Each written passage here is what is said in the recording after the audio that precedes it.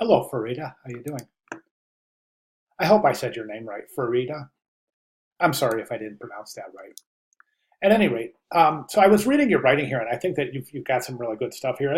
It really helps me to understand how you're learning and what you're getting here based on what your writing is. So to incorporate this nice written rationale here describing your experience with the assignment is super helpful for me, and I really appreciate you doing that. So thank you very much.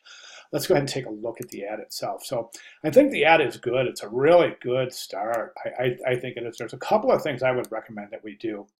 And I'm just trying to get this a little bit smaller so we can fit it in the window. All right, so that looks good, right? So what my recommendations is this. I think that right now the headline and the subhead look pretty good. I think that's a good relationship. I think maybe the subhead might be just a little bit large. I would consider reducing that a couple of point sizes there. And then also you can also move it right up there. And let's get that left aligned right there. Okay. Now at this point, right now, the rest of your typography looks fantastic. I think this is just a wonderful setup. Really good mechanics here. Headline, subhead, and then this kind of disclaimer here, introducing the or this promotional offer, introducing the writing here. I think that paragraph right there is a little bit far from the paragraph above it. That second paragraph, I would bring those a little bit closer in proximity. So something like that looks fantastic, right? Also, that point size right there, I think might be just a little bit, that's beautiful right there. So that's 20, I changed that to 21. Good relationship there between the headline and the subhead. Really nice, looking great, right? Okay, this is fantastic. I don't think you need this. This is really super confusing because right now you have 30% off package deals up here, then free spot and 40% off.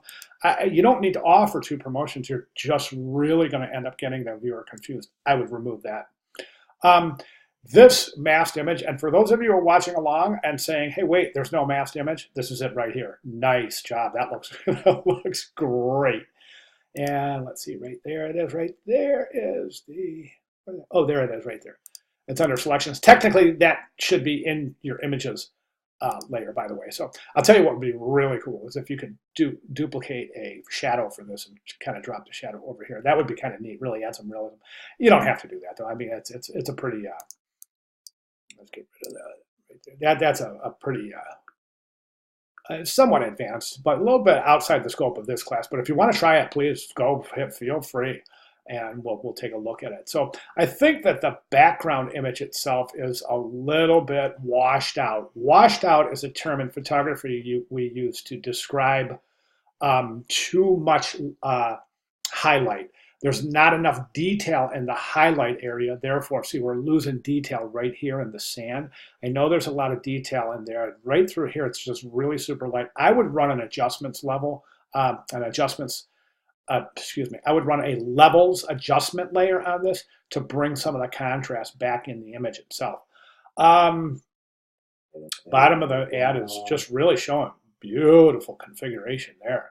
Nice job. What I'd like to do is I'd like to get this logo aligned right there. Let's get all this in alignment. So right now I'm going to say Command R. I'm going to pull out a guide right here. I'm going to bring this guide right to the Y, right about there or so. So we can move this whole thing in.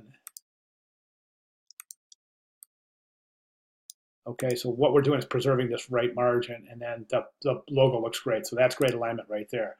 Get rid of that guide. All right, so those are my recommendations. That's it. I think this is really a fantastic job. Oh, one other thing is your background image isn't pulled all the way to the bleed at the left-hand side of the composition. So you'll definitely want to make sure that you pull that. Easy enough to do. Just take that image, hold your shift key to constrain the proportions, and just pull that out to the bleed guide. You'll lose a little bit of the side of the image itself, but yeah, the alternative there is to replace the image, either crop it in Photoshop or replace the image here and then crop it to the bleed guide. So if you place the image larger than what it belongs here, you can crop it down to the bleed guide. And the crop tool is, if you just select an image in Illustrator, you can see that the crop tool is right up here. And you would just select that and then drag the bounding box to the, in this case, to the bleed lines. All right, fantastic work. Really good job. If you have any questions, comments, concerns, or if you need any clarification at all, please let me know. I'll be glad to do so. Thank you very much.